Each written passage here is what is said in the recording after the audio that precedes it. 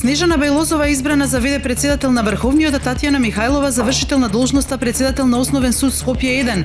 Ова денеска е одлучено на седница на судскиот совет. Тие ќе ги извршуваат функциите се до изборот на редовни председатели на овие судови по парламентарните избори.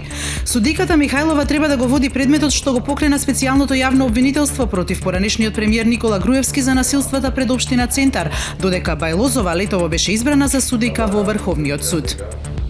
Италијанскиот премиер Матео Ренци најави дека денеска попладне ќе поднесе оставка по поразот на вчерашниот референдум за уставните промени што тој ги предложи.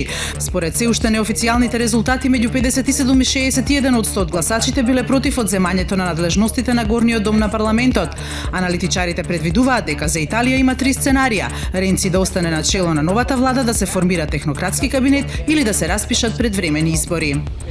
Во пожар во луксузниот хотел Regent Plaza во пакистанскиот град Карачи настрадаа најмалку 11 луѓе, додека десетици се повредени.